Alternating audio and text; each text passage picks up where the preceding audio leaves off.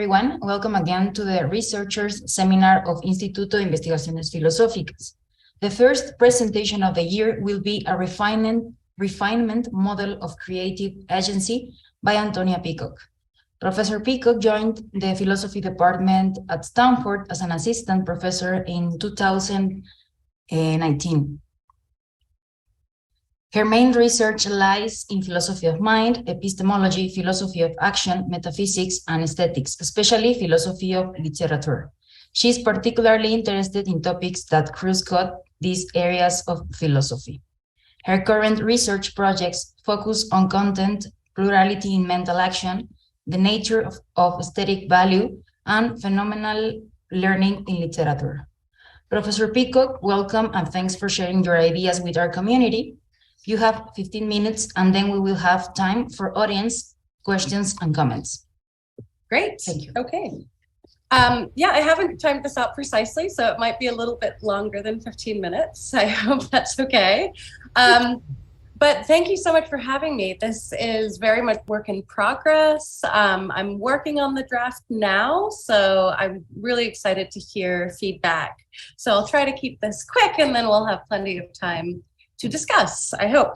So what I'm looking for today is a model of how artists in particular can creatively conceive of their works. So not necessarily the process of putting pen to paper or putting fingers to keyboard or putting paint to canvas, but rather the process that might go on purely mentally when an artist actually comes up with the perhaps completed idea for a sonata or for an image or for a poem. So the physical world may or may not be present in that. I'll explore some ways in which it might be. But of course, creative conception happens in many different fields, not just in the arts. And longer in the future, I hope to be able to apply this to academic creativity as well. So hopefully that's present in the background too. Okay.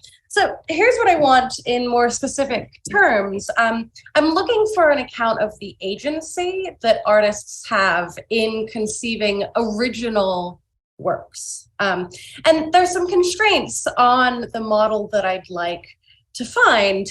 I'm looking for a model, and this is on the handout, that first of all makes sense of at least the more reasonable things that artists say about the creative process they engage in.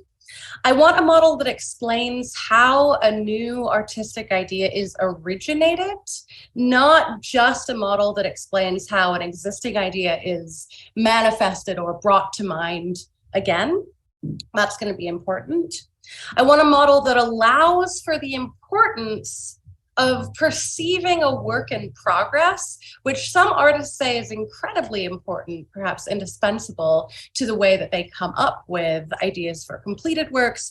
And I want a model that rationalizes the credit that we give to artists for their original creation. So I want it to make sense of why we praise, say, Francis Bacon or Bach for their original artworks, and why we don't just say, oh yeah, you were the vessel by which the Muses handed down some good item to us. So I have on the back of your handout, if you've printed it, or on page 2 of your handout, if you have it on digital copy, a number of different quotations from artists about the creative process that they go through. And I'll refer to these as we go along. But let's start out just by getting a bit of a flavor of the kinds of quotations that have inspired, so to speak, the way that I'm thinking about artistic, creative agency. So the painter Francis Bacon, in describing his painting 1946, talked about how he would randomly jot down lines on a canvas or on a piece of paper. And then, quote, suddenly the lines that I'd drawn suggested something totally different. And out of this suggestion arose this picture. So the final painting, 1946. There's a wonderful episode of the podcast Song Exploder. I don't know if anyone has listened to this, but Song Exploder details how songs are constructed from the ground up and often interviews artists about their own creative process in coming to compose them. One of my favorite bands, Grizzly Bear, the frontman Daniel Rothen, talks in a wonderfully detailed way about the composition of a quite complex song called Four Cypresses. Highly recommend listening to it. It's a weird song. It's lovely. He said that it really began with an individual rollicking drum beat that the drummer laid down that seemed kind of cool, and a minimal melody just to kind of beep, beep on top of this drum beat. And then they didn't know what to do with this thing that seemed cool for months and months. So, quote Daniel Rawson, it sat in this form for like 6 or 7 months like that. Nobody really knew quite how to approach it, but we knew we liked it. It can be kind of frustrating to not know what it's supposed to be, too, where you're like, I really want this to be something, but if it's not going to reveal itself, then I'm just going to throw it away. Okay, more quotations on the back if you want to read those rather than listening to what I had to say about creative agency. Those quotations can be helpful. Okay, so those are the things that I find compelling in one way or another. But now let me lay down a certain philosophical quandary that has driven a lot of talk about creative agency so far. So it seems like in order to make sense of the credit that we give to artists for their creations, we want to make sense of the creative conception process as involving some kind of intentional action. Intentional action is really this central nexus for attributions of responsibility, for praise in this case, in ethics, for blame, for criticism of all kinds, right? We're mostly talking about positively valenced credit in this context. But it seems like the most central category for assigning the kind of responsibility we seem to ascribe to artists is intentional action. So hopefully we would be able to make sense of creative conception as something that an artist does intentionally, right? Where doing something intentionally involves having in mind something that is to be done and then acting on that conception so as to bring that about. Now, you might have already seen in that description the problem that arises for treating creative conception as a form of intentional action. Because if we just take it that, say, Francis Bacon had the entirety of painting 1946 as an imagined painting in his mind, and then merely executed the production of this painting, that actually wouldn't really be a story of creative originating conception at all.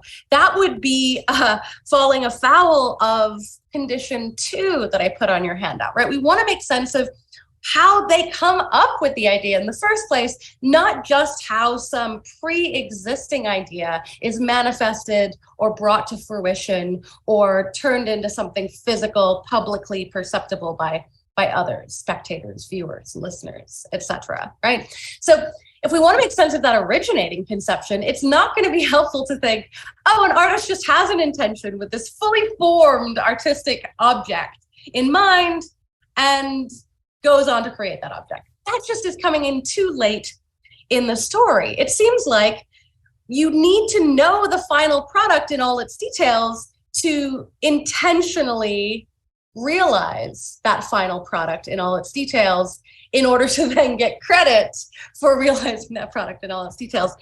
Now, I want to note something that's been missed in the discussion of creative conception so far, at least as it takes place in aesthetics, is that there's an interesting way in which this issue for intentional action, in particular, this issue for intentional mental action, comes up in other contexts as well. This is actually quite a general and fundamental problem for understanding mental action as an important category in philosophy of mind.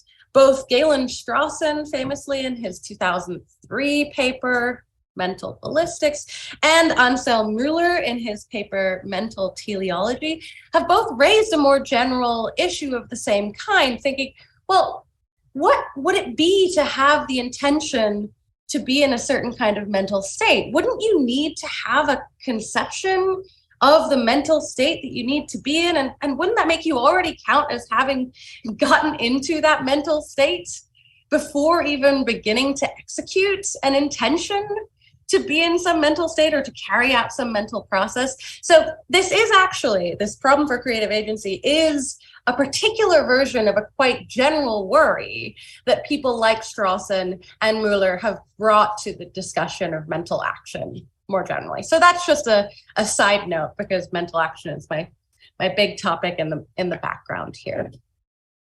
Okay, so that's the problem. So we want to give credit to artists. We think credit is connected with intentional action, but it doesn't seem like, given the kind of thing that an intentional action is, given that it's governed by a conception of what is to be done, it doesn't seem like that could make sense of the originating conception of some artwork. That's where we are so far.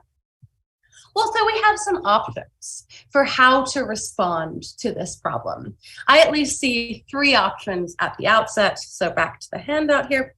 To avoid this impasse, considering intentional action, well, we could do any of the following things. We could give up on the idea that intentional action is involved in creative conception at all. Or we could give up on the determinacy of an intention that is executed in coming up with an idea for an artwork. We could say there's something indeterminate about it, something to be filled in. Or we could just give up on the idea that one single overarching thought connects the whole of the creative process, and instead treat the creative process as a series of smaller individual actions. So perhaps one of those routes is going to help us out.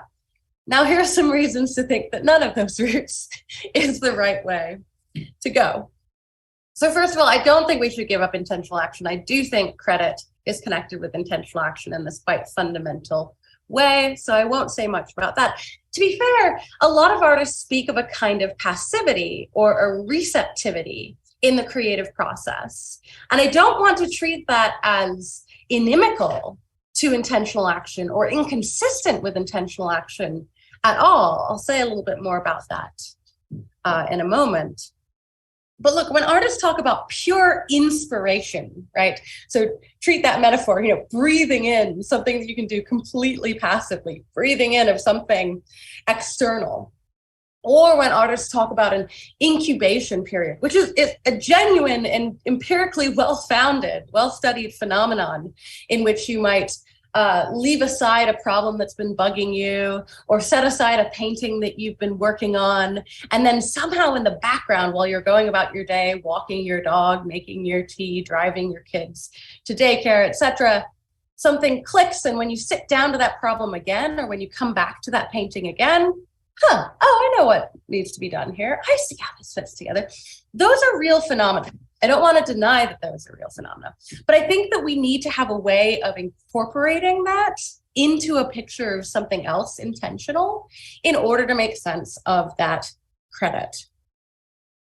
It also, if we just left everything up to inspiration or incubation, it also wouldn't really help us make sense of where these ideas come from. Thus, metaphors of the muses or the insertion of ideas by others that people sometimes reach for when they really are feeling allergic to introducing intentional action into this process.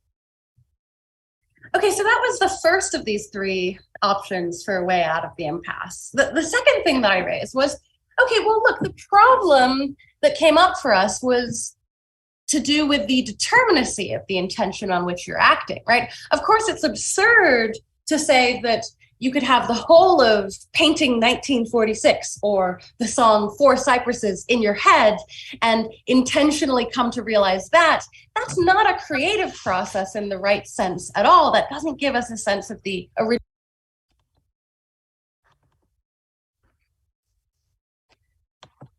Can you hear me? Okay, great. Yes. Sorry about that. I don't know what happened there.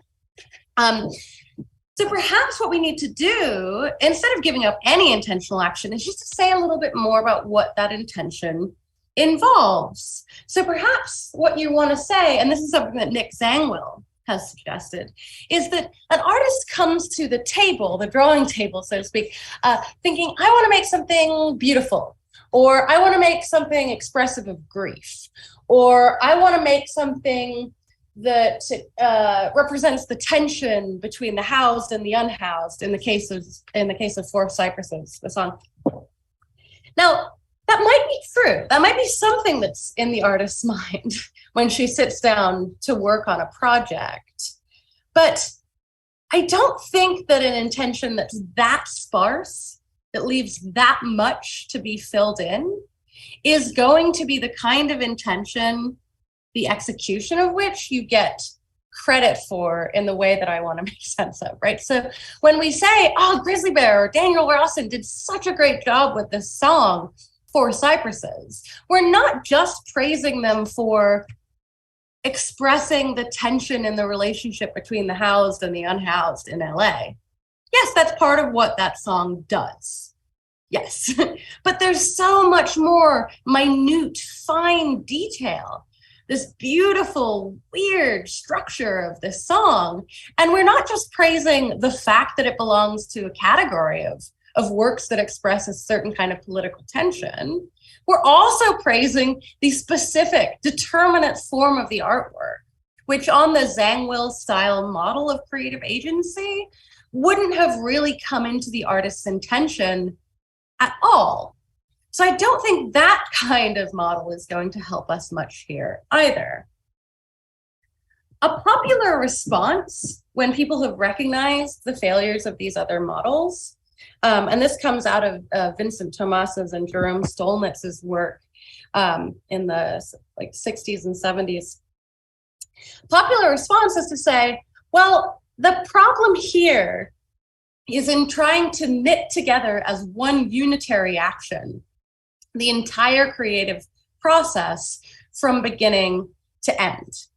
That's not one big action. It's a series of a lot of little actions.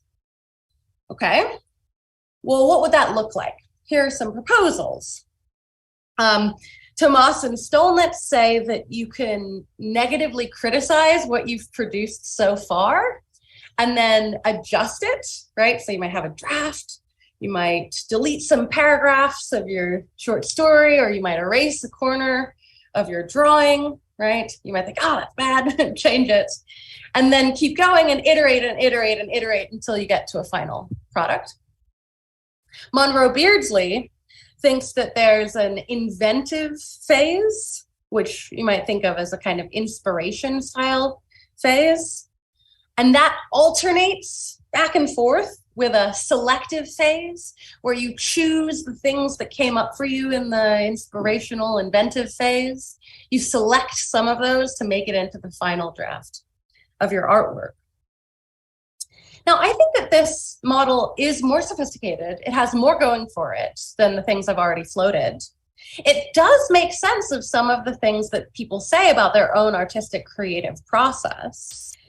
And one of the things I really like about this proposal from Thomas and Stolnitz and Beardsley is that it makes sense of how it is that artists value, or why it is that artists value perceiving their own artworks in progress, right? If there are these successive phases where you need to criticize something and then change it, criticize and change it, criticize and change it, it's important to be able to understand this artwork's impact on a viewer or perceiver by yourself, the artist, perceiving it along the way, right? So if you're Daniel Rawson, that might involve listening to that weird rollicking drum beat again and again and trying to adjust it, criticize it, and change it, right? Or if you're Francis Bacon working on a painting, that might involve looking at the lines, right? Stepping back from those random lines you'd put down on a canvas and seeing, oh, here's what I like, here's what I don't like about this.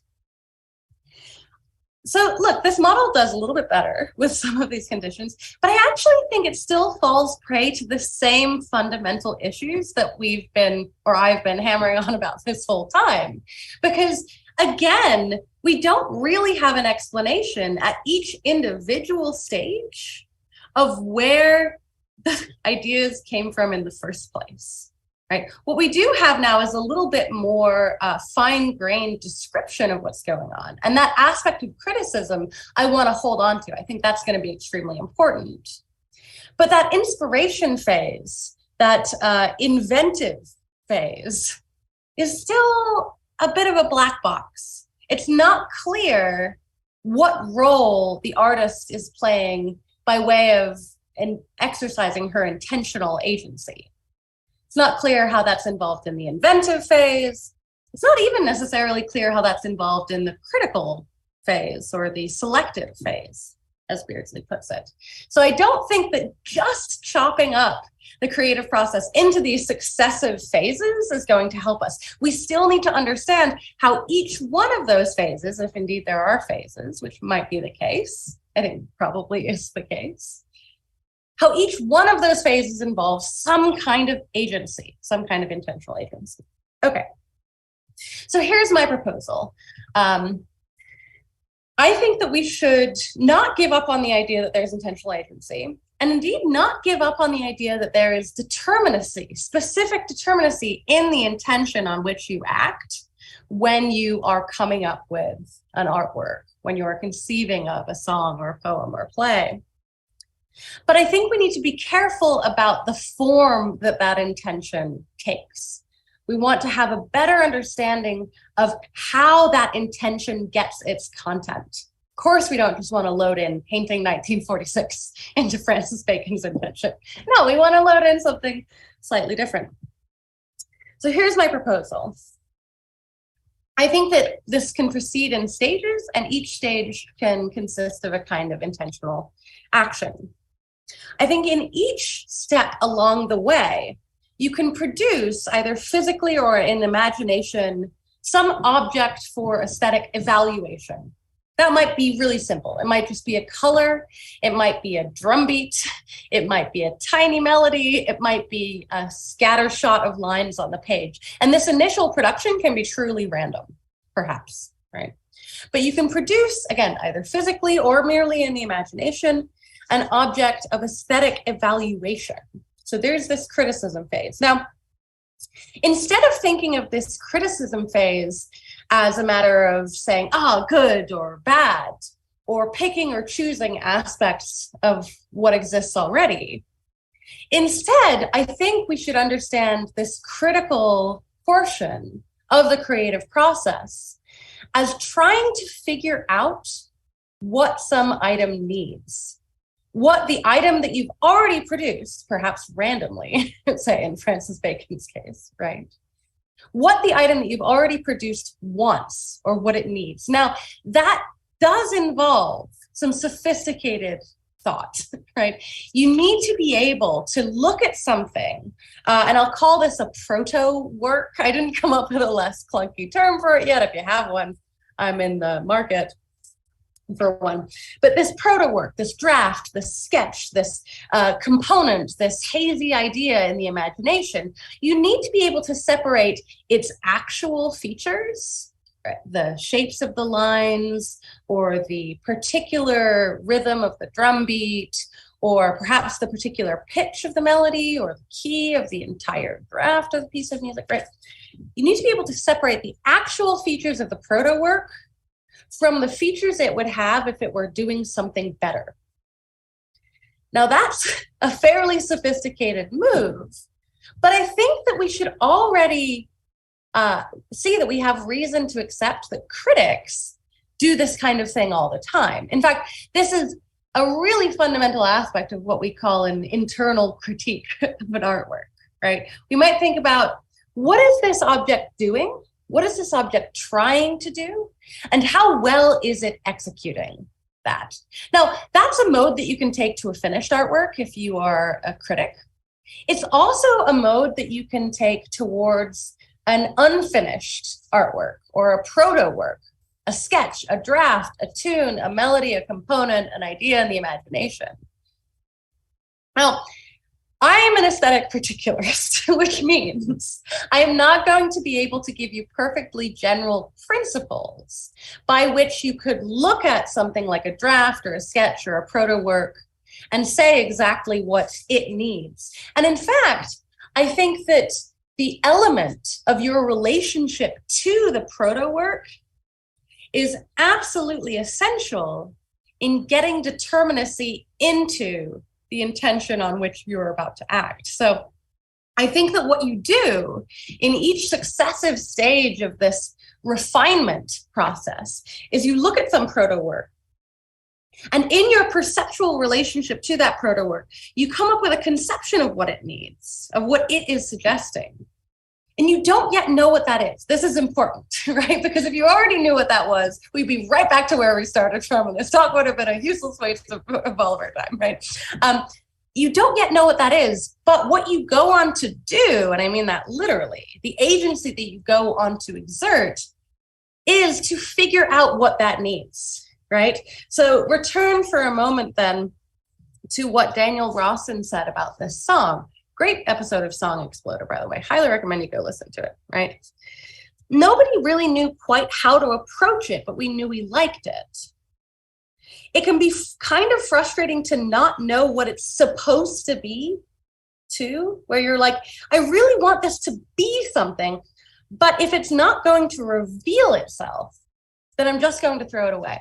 This kind of talk I found is quite common in the way that artists talk of their creative process. They often treat a proto work, a draft or a component, right, or an idea, as something that has its own wants or needs. And I think that's a metaphorical way of speaking of the way in which a proto work suggests a better version of itself in a fairly inchoate way, at least not a way yet that the artist can specify in perfect detail.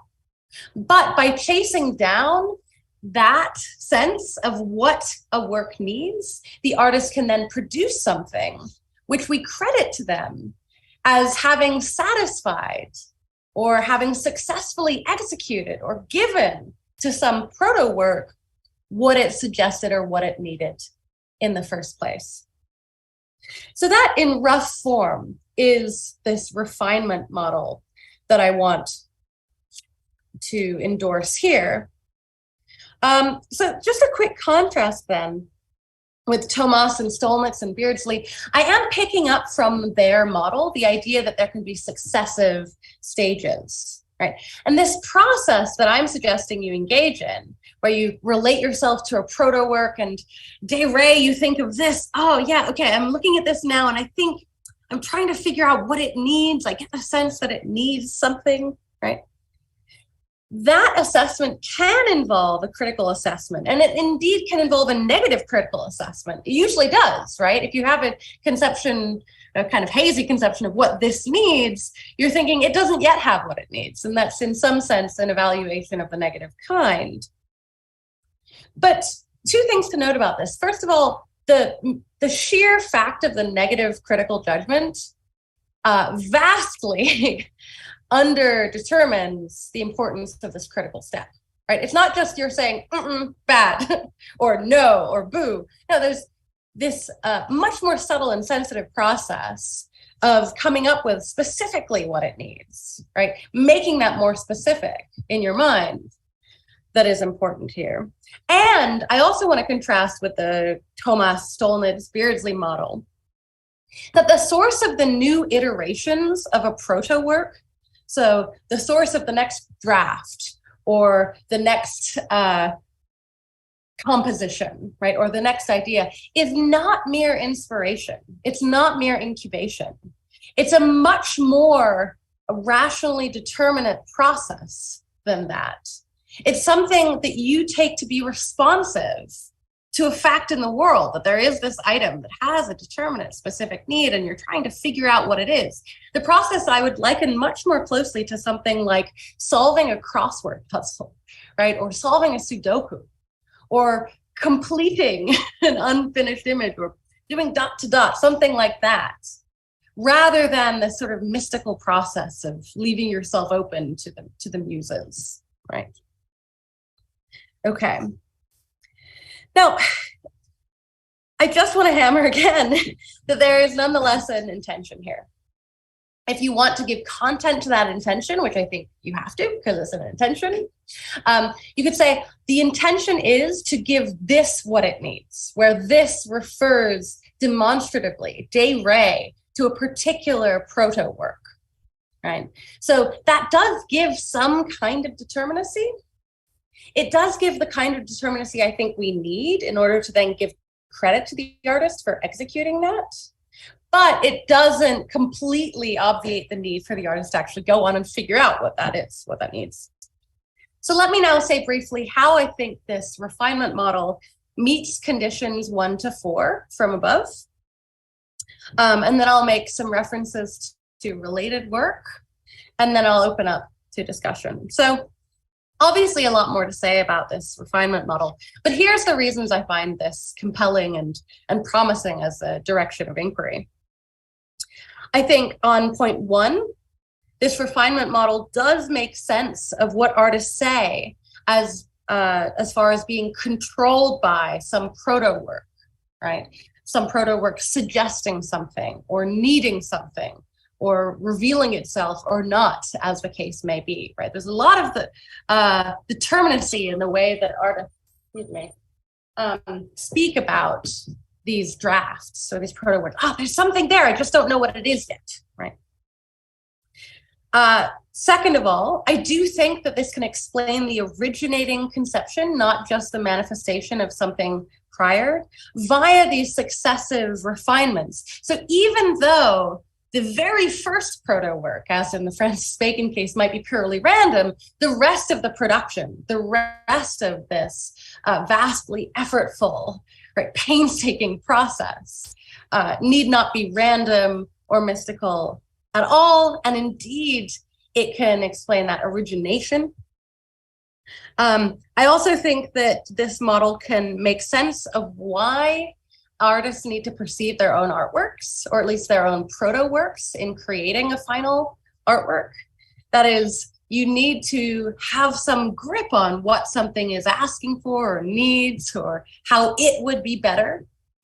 But I think that you only have a grip on the determinacy of that demand insofar as you have some de re relationship in perception, say, to the proto work as it already exists. Finally, I think that we can give artists the same kind of credit for realizing the initial vision as we give to puzzle solvers. Finally, I just wanted to note a couple of things.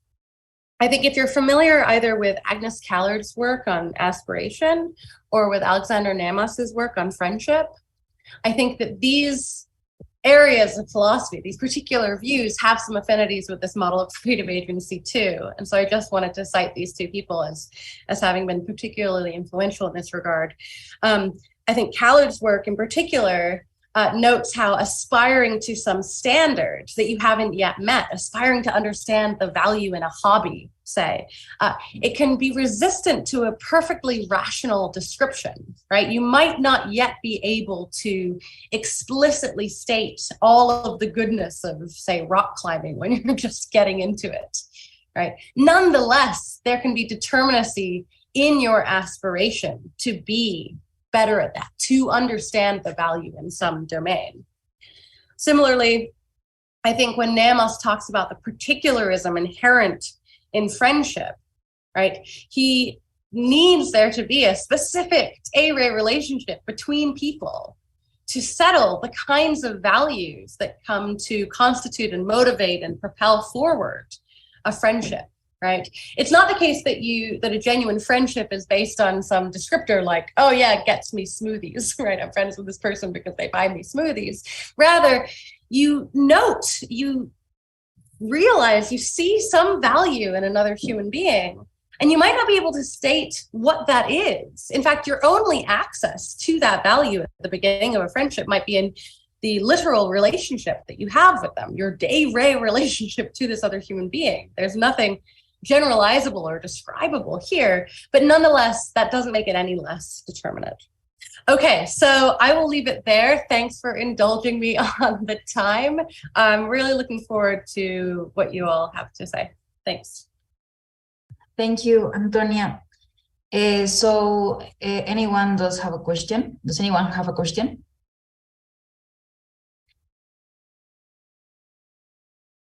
Aurelia?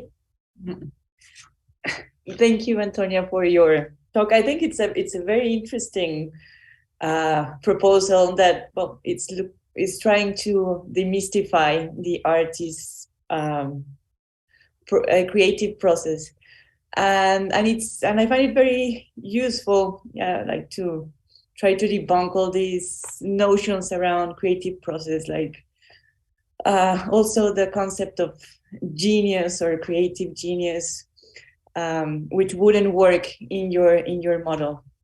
But I have a few questions regarding the proto work. Yeah. It is very because I'm guessing it's not only a mental representation, but something actually achieved in a sense of a draft, or if for example in literature, like notes or a sketch or something outside the artist's mind. I'm wondering if that's the case. And also this idea of a puzzle. I mean, it's interesting. Yeah. But the thing is, it kind of implies that there is one solution to the artwork. And I'm guessing that's not always the case, and it's not settled beforehand. Like it's actually achieved at the very same moment. Yes. When it exists. So I wonder if it's a good analogy. I mean, I like it because it implies rationality, and it implies that they deserve to be praised, of course. But I don't know. That's something that, and also that you can only see that the process, that like the puzzle is solved in retrospective, right? Once it's like they say, like, here is my piece. Yeah, absolutely. These are both great points. Thank you. So I do think in the vast majority of cases, a proto work is something external, something publicly perceptible, like a draft, like a sketch, like paragraphs in a file on a computer, right? But then we also, I think, have to allow for cases where there are purely mental proto works. So if you think of Beethoven composing after he had gotten deaf, there isn't an opportunity for him to produce something that he could then listen back to. But you can see how with such a vivid imagination as Beethoven had, the same kind of process can take place internally. What's important is that the artists have such a specific conception of the proto work that they are able then to hold that, as it were, in front of the mind's eye, or next to the mind's ear in Beethoven's case, and say, this is different. This needs to be different. This wants to be shorter. This needs to be louder, whatever it is. So I actually do want to allow for the possibility of purely mental proto works, so long as there is specificity and determinacy there that allows for that kind of distancing, evaluative move. And you're totally right on the point about puzzle solving. Part of what can sound weird to a non-artist like myself in reading these descriptions of creative processes is sometimes it sounds really wacky, a little crazy for somebody to say, yes, I laid down 3 lines and they suggested something specific. God, is a person all right? Like, that's not a normal reaction to 3 lines on a page. But what's interesting is that even if there is no, now I'm actually an aesthetic realist, which makes me a weirdo too, but leaving that aside, even if there is no fact of the matter about what those lines need, or there's no fact of the matter about how this rollicking drum beat in Grizzly Bear's song would reveal itself and what it needs to be, so long as the artist himself or herself is sort of under the delusion that there is, and chases consistently some such thing, that can still work as a process of conception. In fact, that driving delusion might be helpful to them. Now, a more intermediate position would be one on which you say, okay, look, you don't have to be deluded, right? You don't have to be crazy to think that these lines on a page suggest something. In fact, it is a little bit up in the air what they need to be. Perhaps, as you put it, there might be several solutions to the puzzle. And I think that's okay too. I think so long as there is something that is worked out such that you can trace its inception or its conception back to the proto work, and then understand the in-between, between the proto work and the final thing, as iterations of this solving process, then I think we still have a model of creative agency that can make sense of the credit that we give. It's been so long since I solved parallel equations in algebra. I was going to say something about polynomials and things having several solutions. The metaphor would utterly fail, but if you see what I'm driving there, then you might see. The last thing, though, that I'll note here, Aurelia, is this lovely quote from Picasso that I put on the back of the handout. He at one point said, "There is one very odd thing to notice, that basically a picture doesn't change, that the first vision remains almost intact in spite of appearances."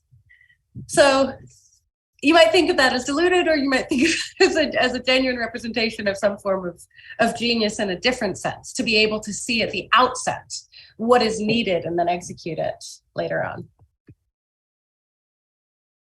Thank you, Antonia. Mariana? Hi, Antonia. Thank you so much for your talk. I think it was super insightful and super clear. Oh, thank you. So thank you. Thank you so much. I really like so it's going to be a comment and then a question.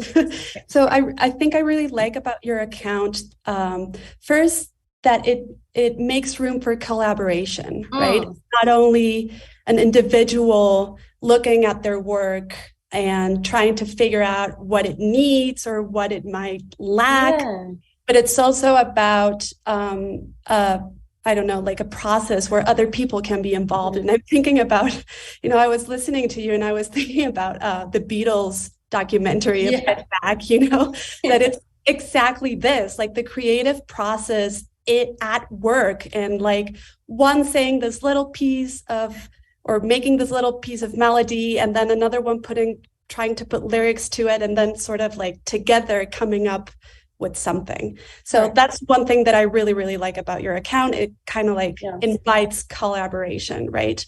Another thing that I really liked is this idea of you can make it better by means of practice, right? It's not just by inspiration, it's by means of practice.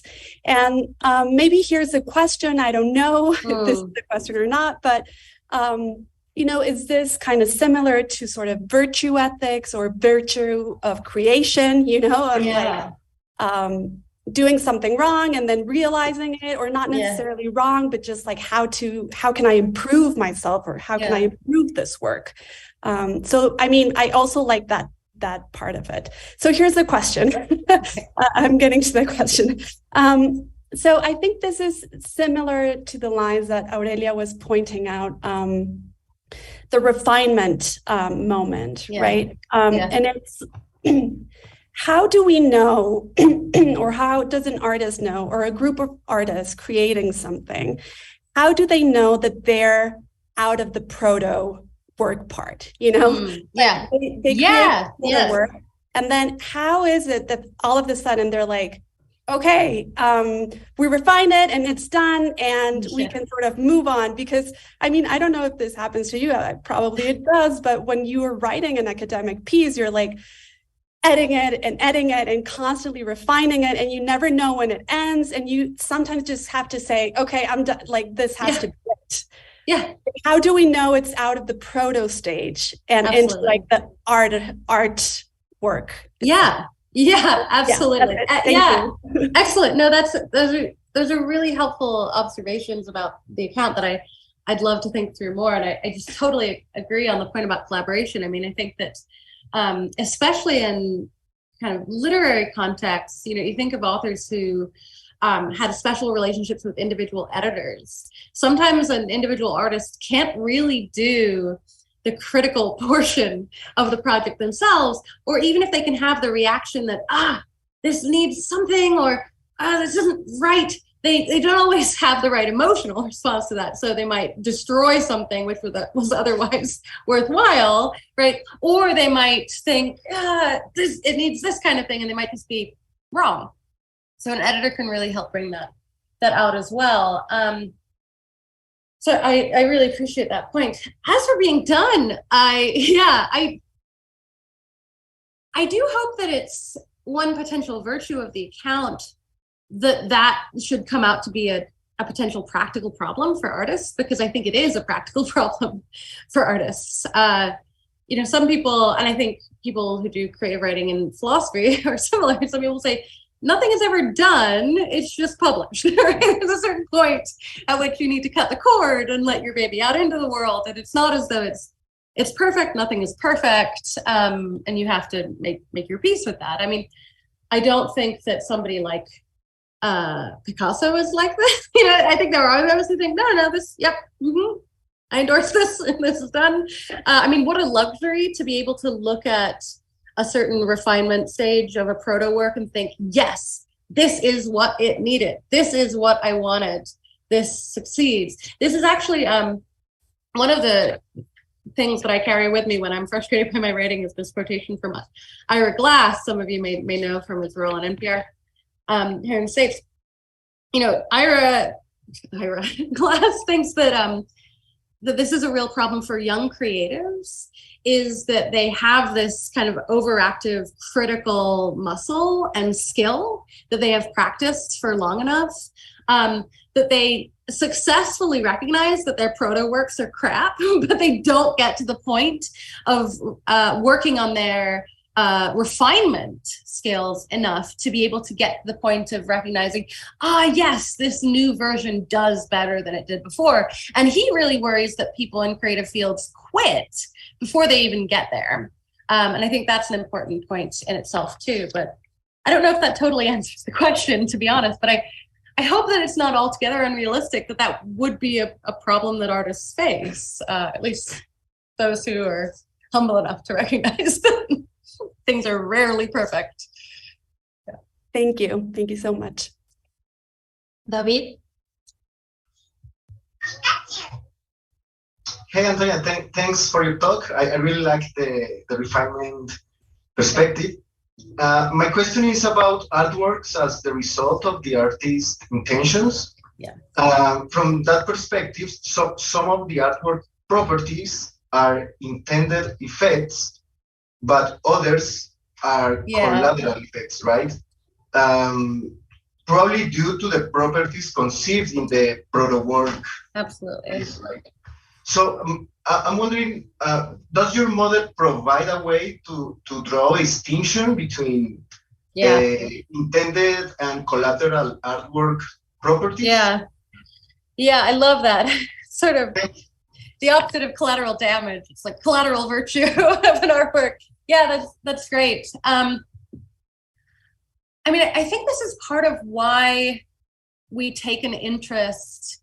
If you go to a retrospective, I just recently went to Edward Hopper retrospective at the Whitney in New York. Part of the reason why we take an interest in early sketches and drafts and early work is that we can see for ourselves what these proto works were asking for or what they needed, and assess by the standards of those proto works whether the final version succeeded. I mean, some of the time it's really inscrutable, right? You might look at some of Leonardo's sketches and then one of Leonardo's rare finished paintings and think, I have no idea how he got there, but fantastic that he did. But one of the it's probably in the context of this work, an assumption that is hanging around behind this model of creative conception is that individual works, whether they're proto works or published works or finished works, whatever those are, they have sort of standards and demands of their own. And some of what we're doing when we're evaluating an artwork as critics, not as creators, is trying to just pick up on those standards for ourselves and see how well the artwork meets its own standards. And then another potentially separable thing that we're doing is we're giving credit to the artist for seeing what that was, right? So that can be one of the wonderful kind of light bulb style moments that you can have when you peer into the mind of somebody like Edward Hopper and you see, oh, okay, so what he really wanted to do is emphasize the horizontality of this bridge, something I would never have thought to emphasize in a painting of New York, right? And you can see, oh, yeah, okay, I see how the sketch needed this stretching of aspect, and he gave the final that form. Whereas you might say, I don't give him credit for the blue of the water. Yeah, he saw the blue that the water had, and he put it on the canvas. So I don't think we'll have any general principles by which to assess which aesthetic properties of an artwork are creditable to the artist and which are not. And in fact, I do think we want to hold on to the idea that some properties are really not attributable to the artist at all, and don't appear in the proto works and maybe came along by luck. But I think in each particular case, especially when you can assess separately what the proto work was demanding and what the final work did, in each particular case, we could probably have a grasp on how to give credit or not. Okay, thanks. Thank you. Thank you very much. Does anyone have a question? Aurelia? Yeah, I have more questions. Thank you. Well, one of them is, I was trying to figure out how you can assess these, the proto work and the final result and of course you need to have at least two versions, right? Or know the creative progress of one piece in order to assess. So it's kind of a contrast that allows us to see whether you've reached a solution.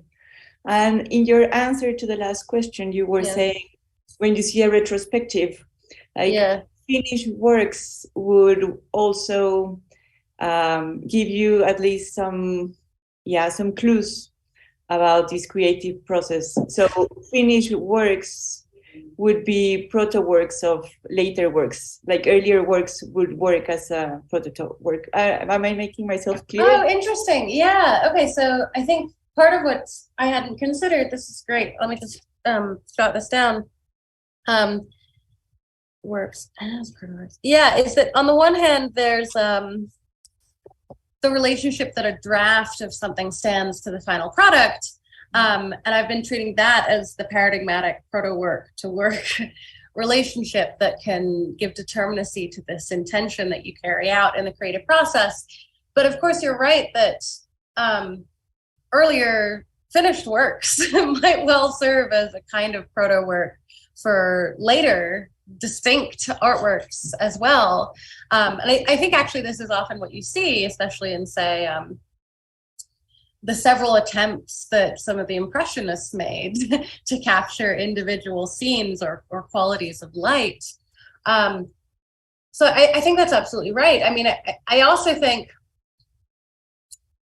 while this is one primary method for getting at the way in which an artist met the standards of a proto work, I do think that perhaps I was a little harsh on Zhang Wel's model. I do think that there's also ways in which what an artist says about her own work can help us know how to evaluate how much credit is due to her, right? So,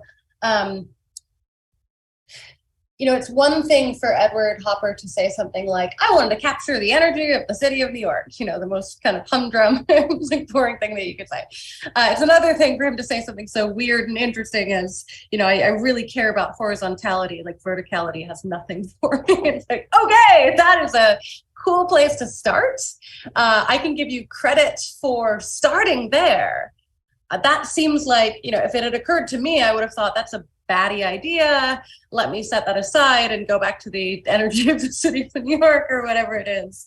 And so there are, not only in the relationship of proto work to final work, there's probably also room for a Zhang Will style, really generic intention at the outset that can then help us constrain what kind of credit we give to later portions of the process as well. I just think that the Zangwill style really generic intention is not going to get us all the way there to understanding the credit that we give to the final product, the credit that we give to the artist for the final product. Yeah. Well, yeah, and concerning, well, this idea, I'm sorry, I'm still talking, but I mean, I think one advantage of thinking in this way a series of works is that it gives art certain autonomy, right? You don't need exactly. Like, you don't need to consider other elements rather than art itself, whatever it is, right? In literature or music or painting. But it is risky in the sense that it might seem too linear, like there's one way, you know, from A to B and C. And also I wonder exactly, I mean, you're very interested in taking seriously what artists say about their own work. Yeah. So well, some of it.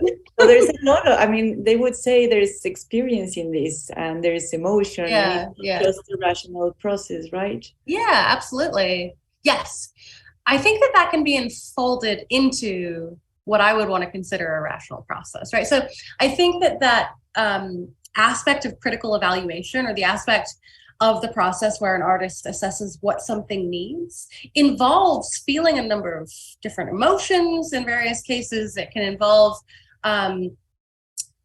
not just an emotion of disappointment that this doesn't measure up to what you want it to be, but you know, you might feel a tinge of joy in a particular hue of a color, or you might feel the way that the value of this color is giving it like a depressive underside to the entire painting, right? So I certainly want to allow that emotion and feeling, which are so central to the arts and to criticism, they actually have a role to play here as well. And in fact, it's often quite emotional, the way that artists tend to talk about their own creative processes, not just in the sort of self-directed emotions of frustration or disappointment or whatever it is.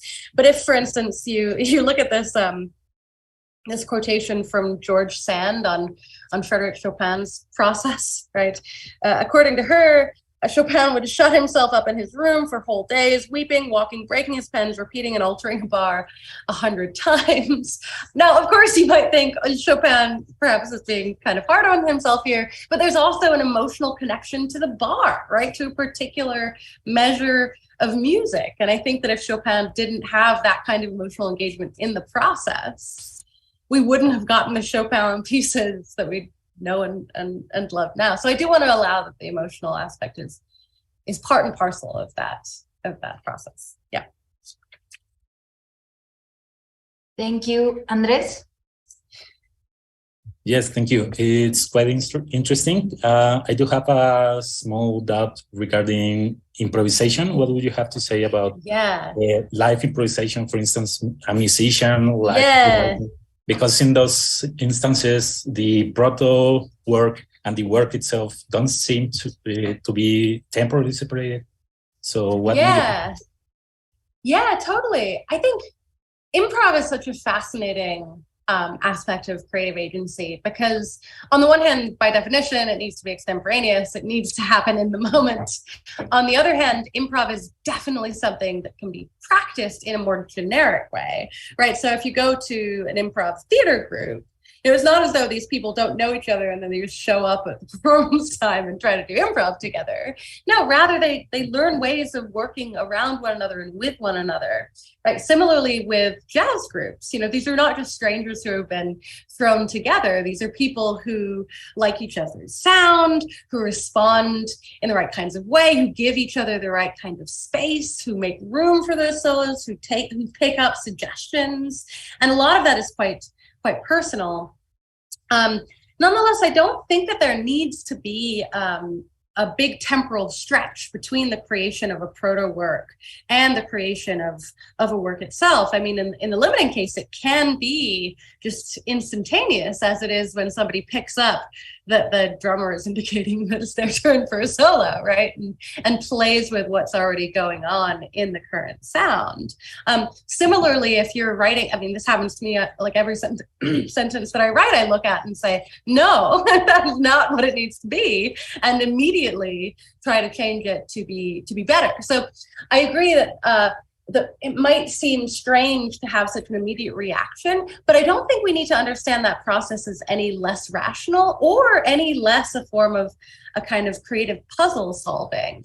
You might already have a feeling for what's going on in this particular performance and try to do justice to that. And indeed, as you're playing, as you're playing the sax in your solo, you might think, this isn't cutting it. Or you might think, yes, this is exactly what needs to be slotted in here. And I think that can be a familiar feeling for writers and jazz improvisers alike. But it's such a great case. I just need to think more about improv. Thank you. Marcia? Thank you very much for your talk, Antonia. I was thinking at the beginning in the same question that Mariana placed, when to finish the creative process, but then you already answered that. And I was now thinking about the premise of your work. You start saying, it's not that we have the exact idea of what do we want to get at the end, right? So it's this photo work we are working on. Mm-hmm. But some artists, I think they do have that idea. And I'm thinking, for example, in naturalism, when they wanted to represent exactly nature as it is, or even the more interesting case of Chuck Close and hyperrealism. Yeah. Like he knows exactly what he wants to get from the beginning, because that's the target and that's the movement of hyperrealism. So I think, how would you integrate these artistic expressions into your model? Because with Picasso's Guernicas or Munch's The Shout, he has tons of sketches you can find around the world, one and another. But Chuck Close, he has this specific plan. So how would you integrate this? That's great. Yeah, that's excellent. Yeah, I love that. I hadn't thought about that. So I think if you zoom out from the relationship between proto work and finished product, we can think about what role is this relationship playing here? So what philosophically explanatory role is this relationship playing? And for me, as I conceive it, it's the role of providing a specific enough constraint to give you something to do that is rationally guided by some conception or other. Right? So in the case of Bacon throwing some lines on the page, right, his relationship to those lines on the page is specific enough to give you enough constraint, to give him enough constraint to then work with those lines and what they suggest to guide an intentional process of putting down what they suggest on the page. Now, so if we zoom out to that level, we can then actually see the ways in which an aspect of the physical world can provide a similar kind of constraint for the hyperrealist, right? So let's say you are sitting in front of me and I am Chuck Close, which thankfully, for various reasons, I am not.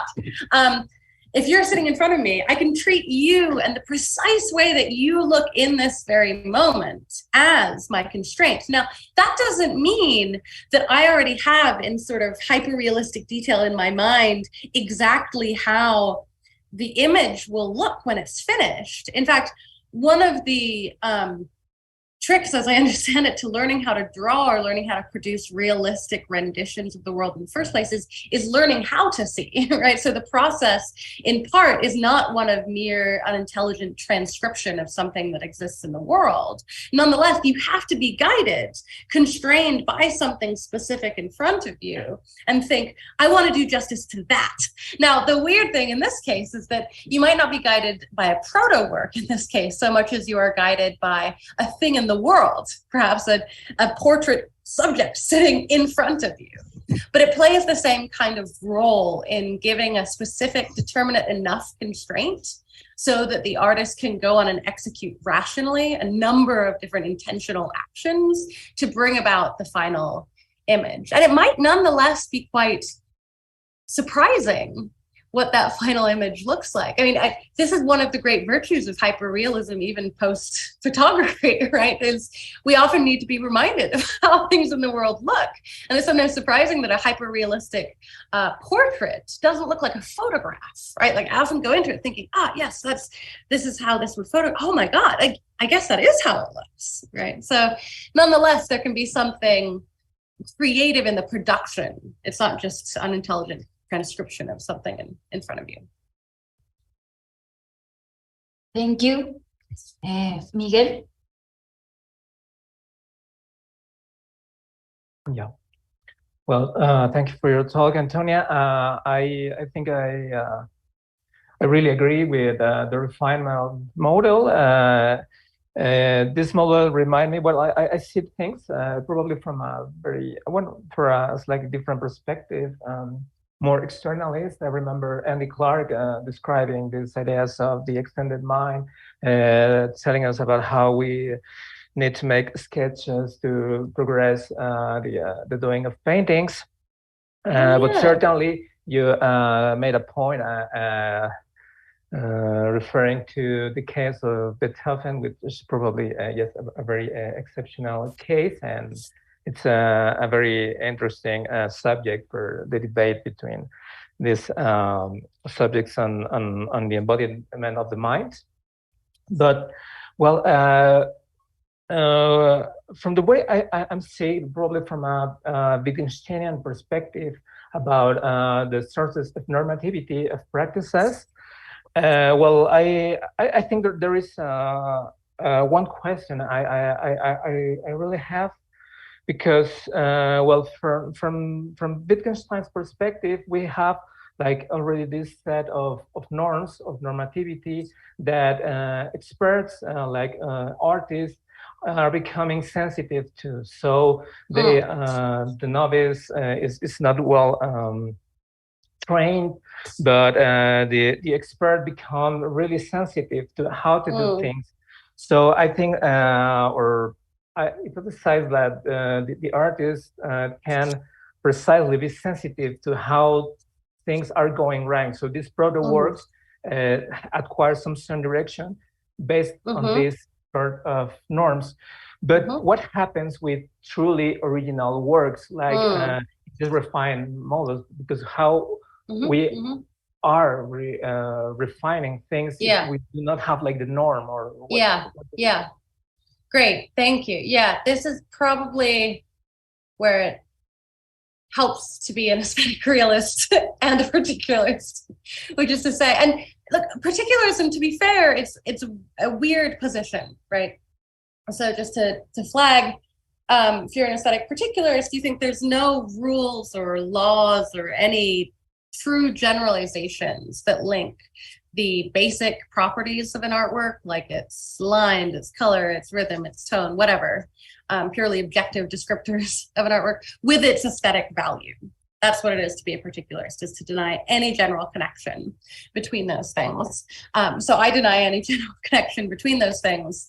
And I think a particular nonetheless sets up its own standards in irreducible ways. Now, that's somewhat mystifying. I'm trying to work that out in another paper as well right now. But I do think it's consistent to be a particularist and a realist. That is to say, yes, artworks genuinely do have certain forms of aesthetic value that are peculiar to them, that are special to them, that we can't provide generalizations from.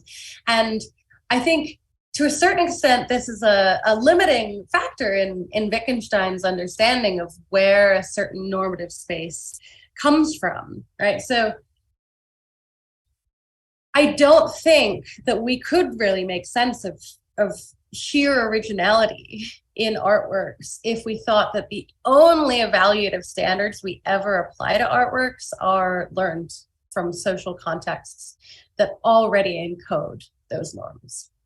I think that that would produce a whole lot of the same kind of thing. And it might get cooler and cooler in certain ways, but it wouldn't have the same shape of like robust and rich efflorescence of creativity that art history exhibits around the world. So I think that there needs to be some other kind of source here. So, you know, some folks want to make that a matter of personality, you know, that there's something, this is like a Proustian thought, that what the artist does, other than trying to meet some demand that a scene or an emotion or a proto work gives him, what the artist inevitably does in that process is also to express the wholeness of his individual vision on the world, right? So you might just say, oh yeah, what explains the newness is in part personality in a very holistic way, if you want to be truly Proustian about what that comes down to. I'm not sure if that's right or not. I recently was reading T.J. Clarke's book of essays on Cézanne, and looking at some of the Cézanne copies of Pissarro paintings. And what's so stunning is that even though Cézanne is faithful to the original scene that Pissarro painted, you know, these aren't paintings of the same scene. These are renditions by Cézanne of the Pissarro paintings. These are copies in that sense. What's so stunning, though, is the play of light and color in the Cézanne versions makes the copy obviously unfaithful to a third party's eye. And you might think, well, is that just the sort of passive emergence of artistic personality that Cézanne couldn't help? Or is there something that he is seeing in the Pissarro as a proto work that he's then trying to do justice to, and he thought Pissarro wasn't doing a good job? That's probably unlikely, because he really revered Pissarro and didn't think all of his stuff was just unfinished, right? Like, he chose the things that he loved best to copy. So I think it's a disadvantage of that kind of neo-Wittgensteinian portrayal of aesthetic evaluation, that it doesn't help us understand the novelty of artistic creation. There's a danger in going too far in the other direction and mystifying all artistic novelty. And I think that's usually what at least artists tend to do when they talk about the muses, or when they talk, you know, more prosaically about inspiration, or about the thoughts that come to them in the shower and so forth. Can I say just something? I agree with you, because I think the individual part is and the creativity embodied in the individual is what it's like, and is Wittgensteinian point of view. Mm-hmm. However, probably the question would be like, how this individual novelty can become a new social standard. For instance, like this is a good thing for a community. Yeah, well,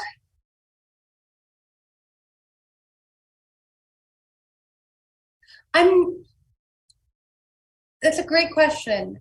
I'm tripping up on whether I want to agree that it does become a social standard, right? So I think a way that we often get taught art history is in terms of these periods and styles and social groups and so forth. And to a certain extent, there's mere historical fact in that, you know, yes, Cézanne hung out with Pissarro, right? This person worked in this other person's atelier, so on and so forth. But on the other hand, I think that there's artifice to that, in the sense that what makes something, and again, here's my weird aesthetic particularism coming out again, what makes something aesthetically valuable is truly specific, particular, and uncodifiable in any general principles. And so to that extent, I think it can't really become a constitutive aspect of a social practice, like the social practices, like language games that Wittgenstein took as his primary examples, which need to be much more codifiable, even if we ourselves don't, you know, explicitly formulate grammatical rules. Nonetheless, those need to be codifiable in order for us to make robust social practices out of them. So I'm not entirely sure that I would want to say that it does become constitutive of a social practice. And perhaps that's part of what is special about true artistic creativity, as opposed to a certain kind of craftsmanship. Thank you. Thank you very much. Does anyone have a question? Aurelia? My last intervention, I promise. No, this is great. No, I'm just thinking out loud. I think one aspect that is very much present in your proposal, in your model, and in many of your responses to the question is this idea of training. Yeah. I mean, it's there when you say creative process is, well, it's a process of essay and criticism. When you talk about improvisation, I mean, it's improvisation, but you're trained to do it. You have both. Yeah. And I think that's also a way to think. I mean, it doesn't need to be professional training. It can be also self-taught, but it's still that can also give an account of well, how this creativity is not only it doesn't just spring from the individual, but it's also culturally and socially determined. And well, yeah, you have. I mean, it comes from, I guess. I mean, it's rational. You say you talked about intention, but it's not infinite intention or infinite possibilities. It's also bound by this kind of elements.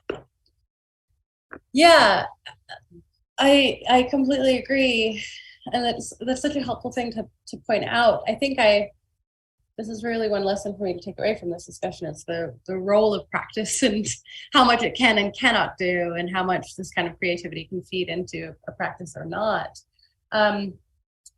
Practice there in two different senses. I think one of the things that persistently baffles me about good criticism, and also on this model of creative agency, about creative agency, is that you can practice this way of being faithful to a particular, right? You can practice close, fine attention to detail. You can practice a certain scope of imagination with respect to alternate possibilities for an item. You can practice certain ways of looking. Some of my favorite critics tell you how to practice those things, even though the actual execution of that in front of any particular artwork, or in listening to any particular piece of music, needs to be individualized. There's a way to generally practice that individualized attention. That might sound paradoxical, but I don't think it's inconsistent. And I think I'm agreeing with you, Aurelia, that needs to be in the background here too, and perhaps is also one of the reasons why the notion of an artistic genius can be an awkward one, because it discounts the importance of the practice of the skill with which they've begun. And that practice, of course, can be led by teachers. So it's a tricky thing. I wish I had more specific things to say about it, but I'll just thank you for that and promise to hold on to it and work on that in future iterations of this proto work. Yeah. Anyone else? No? So if anyone has questions, we can finish this meeting here. Thank you, Antonia, for your talk. And thank you, everyone for coming and asking questions to Antonia. Thank you so much. This was so helpful for me. I really, really appreciate it. I have excellent notes now to go with.